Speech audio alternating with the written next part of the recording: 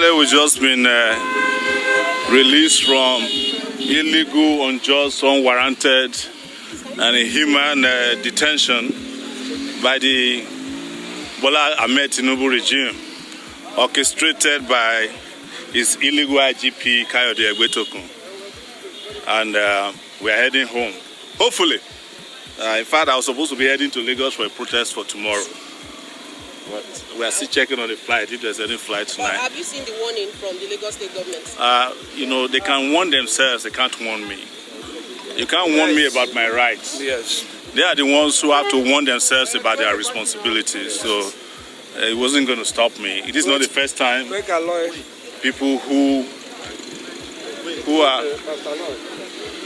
are paid to protect have become very likely irresponsible and warning people not to exercise their rights. So you can't warn me about my rights. Okay, now in the build-up to the protest, the police had actually issued a warning, and they said it contravened that warning by entering into the restricted zone, which was why the lawyer of Nnamdi Kanu was also arrested. The lawyer of Nnamdi Kanu is here, but before he speaks, I'm not a lawyer. But what I know is that if a court gives an order and there's a contravention of that order, you go back to the same court to complain to the judge. It's not the job of police to take it upon itself to be enforcing court orders that it had interest in. But even if they don't have interest in it, there was a court order issued by a judge saying don't go to certain areas. If you want to review the order, you go back to the court. If you want to complain that the orders were violated, you go back to the court. Absolutely. So the police, being an irresponsible organization in Nigeria, took laws into its hand. And I can guarantee you that those court orders were never served on us. If you look at the Schedule 3 of the court order, it says serve them by Friday. So no court order was served on us. But assuming it was served on us, even our courts understand that there are certain areas or boundaries you cannot cross when it comes to fundamental human rights. Okay, it's been alleged that the reason why you spent a long time in detention was because you called Egbetokun a useless bitch. No, is it not useless? Yeah. Well, it's not a lie. Okay, so what's your word in terms of the justice system, seeing what played out when you were beaten and manhandled in the court? It's not the first time they will do that. You must have seen a plethora of police attacks on me. Since 1992, some of the police who attacked me had to fight for their retirement benefits a few weeks ago. So it's to also tell the police that are doing it now that they will soon meet their Waterloo. There's no question about that. But most importantly, our goal is to fix the country. We can't be going after small issues, including individuals. The country we want to fix, that's what is on our plate. Not this individual police. I cannot be banding words, for instance, with the police PRO, who I know doesn't know his left from his right. I can't be banding words with the IGP, who I know is no longer in the police force. And you cannot be IGP if you are not in the police force. And they understand it. That's why they lose their mind. So I have been through about 7 presidents in my lifetime since probably more now, since 1992. Several police IGPs, and some of them I've had to help in the course of. Some of them I had to assist where they were even still serving. Yes. So these are not issues that bothers me a lot. Anybody who is doing what we do knows that your second vacation home is prison. 100%. The service chiefs, I need you to comment on that. The service chiefs. Let me tell you, I was the first to complain about that one who says he wanted to fence Nigeria, Musa. That one doesn't know his left from his right, but he's still even better than Egbetokun. Egbetokun should have been fired if Tinubu were to be serious. But, you know, I'm not an advisor to the president, and I particularly don't care what Tinubu does with his illegitimate regime, honestly. So yeah. Barrister Aloy, please, we would like you to share your experience, considering the fact that we're actually living in denial, thinking you'll be released on the day you were arrested. And what has this experience actually taught you? Well, this experience is traumatic. Quite speaking honestly, it's traumatic for me. It's traumatic for my colleagues, everybody. If you say it isn't, then you are in denial. Traumatic in the sense of the manner of the arrest. It was very brutal, too confrontational. People who were cooperating with the police were being shoved around, being beaten up. Some of them sustained injuries. Tear gas canisters were deployed directly at most of us. Two had impact on me, and in fact, if we didn't have strong lungs, some of us would have given up the ghost on the spot. I don't think that type of brutality has a place in a well-ordered modern society. This is the type of thing that we need to do away with in Nigeria. Even at the police headquarters, CID Gariki command, they deployed canisters, several canisters of tear gas, just to get us to bundle us into vehicles that will take us to abattoir. You didn't need to do that because we were already under your control. So that's something that is abhorrible and should be condemned by all and sundry. It is not good. It's unlawful. It's brigandage, and it is executive rascality in high places. While you were in detention, Nnamdi Kanu actually let go of his defense team. Now, we are starting to hear that he's saying there's no case operation. What is your take, considering the fact that, okay, you are also among those defending, and this even led you to be sent to the court? Where the protest was directed, let me make this clear, the protest was directed against the presidency, not against the judiciary. You know, there are things that come first.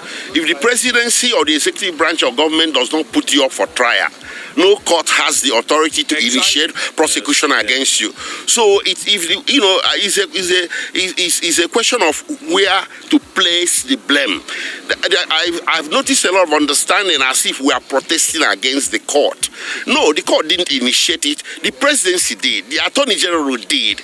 So if the presidency or the executive branch says Nnamdi Kanu's case should no longer be prosecuted, the court will have nothing to try. Exactly. This is our point. So those people saying, Nnamdi Kanu is on trial and we are interfering with judiciary, contempt of God, blah, blah, blah. No, come on. That's complete misunderstanding of the situation. Yes. It is Tinubu we wanted to talk to. You don't have any business prosecuting a man that has done nothing wrong. Yes. And a man you brought into the country under situation that offended humanity, international law, and even Nigerian law. Yes. You don't have a business putting him up for trial. So withdraw. Under Section 174, I think, of the Constitution, he can direct the Attorney General to do a nolle prosequi. It was done for Sowore here. Right? It has been done in history for a whole lot of people. If the presidency or the executive branch or the attorney can say, we are no longer interested in the case, and that's the end of it. That was the purpose of the protest. Yes. And I was the organizer, by the way. He initiated it? Yes. Okay, Mr. Kingdom, in all of this drama that played out, I think about 5 days back till now, what's your own stance? Well, my own arrest, is so traumatic. My own is a situation where the IG himself has become the chief terrorist of the Federation. And, they say power corrupts and absolute power corrupts absolutely. Because his regime was illegally, the Police Act was illegally amended, and to have him as an absolute IG, that is why you see him exercising absolute power. So I was arrested while I was addressing the media. I was live on News Central and Arise Television and a couple of other media organizations, and I was addressing the media with respect to the protest and the reason why in Nigeria I think that there should be justice for all of us, all Nigerians, no matter where you come from, whether you are Igbo man, you are Yoruba man, you are Hausa man, and was very vocal, and I was very point blank to say that Nnamdi Kanu was being held because he's an Igbo man, and I gave instances of where the former governor of Kaduna State accused the National Security Advisor that he is the one paying bandits, supplying them drugs, paying them salary. I mean, Malam Nuhu Rubado, and nobody has said anything reasonable about it. So I was vocal to tell the powers that be in Nigeria to stop this politics of insecurity and politics of security, and to stop victimizing people from the southeast of Nigeria, because you are an Igbo man, you are so vulnerable. So I was addressing the press when I was picked up, and of course that was in Otako. The order given by the court was, the purported order was that protesters shouldn't get to National Assembly 3 arm zone. I was picked up at Otako while addressing the press. So I want to know, I'm asking you, gentlemen of the press, when did addressing the press constitute an offense in this country? That is what the illegal IG would tell me. Now that I'm out of this illegal, brutal detention, I will take him to court, to pay for damages, So when did addressing the press become an offense in this country? I was addressing gentlemen of the press with respect to the illegality, the unconstitutionality, the criminality going on in Nigeria. And I'm saying that in this country, every citizen should be treated equally, no matter where you come from. If you're an Igbo man, you should be treated as a Nigerian. That I refuse to live in a country where I will be subjected to second-class citizens, and I will always live by it. So the illegal IGP will still tell me in court when it becomes an offense, to address the press in this country. That was the only offense I committed. Thank you. This is the press. I want to say that I want to commend the judiciary. You see, on the last Friday, I told you people that we have completed the December. The magistrate was not here to be found. So it was discovered that the magistrate was actually ill. He's not supposed to sit on that Friday, but because of the nature of the application, and he was there. So when they needed to see the doctor, he rushed to see the doctor. So that's what actually happened. And I want to also encourage the judiciary. Please, you people should continue to be independent. Just like as we witnessed, all their efforts to make sure that the magistrate did not take the application for bail. He resisted it. That is what we are asking judiciary to be doing. Are you getting what I'm saying? Now, if you now say that people should not protest, how do you want people to complain? Because protest is complain. And when people are protesting, I continue to say it, they are helping the government. When people are protesting, they are helping the government. It is helping the government to know that this is what we are supposed to do that we are not doing. And I also want to encourage the judiciary to do more. And also advise Nigerian police, please, officers and men, most of police officers today are dying. Their children are useless because of what they committed when they're in active service. Don't allow people to be laying curses on you. You cannot just tear gas somebody that never committed anything against you. You cannot go and tear gas an old man and you want to be old. You cannot go and tear gas some persons and you have children. God will not allow your children to be useful to you. God will raise untimely death against them. Don't do that.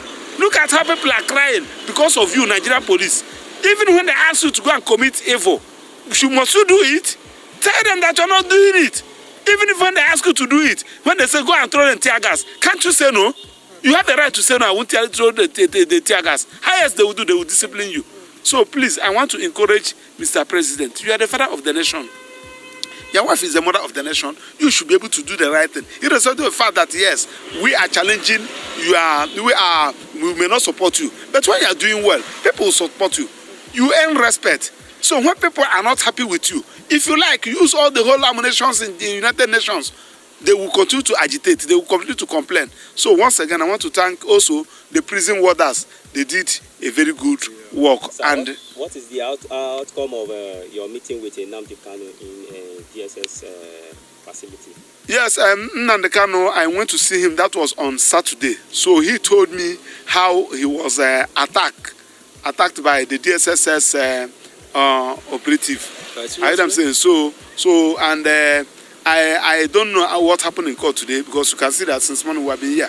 So, and I asked him that he should draw attention of the court, let the court know what happened, so that the court will see the reason why we are saying that you should be sent to a correctional center. Because that day, that's what they said, okay, how have you been preparing for your defense? He said that he has not even been able to because he is not in the right frame of mind. And moreover, that place is being bugged. There are some things that he needed to do. Even the consultant, the people that he consulted, he's not doing anything. So that is just the position with respect to Nnamdi Kanu, but I will see him tomorrow, being 28 on Tuesday. Okay. I will see him. What next?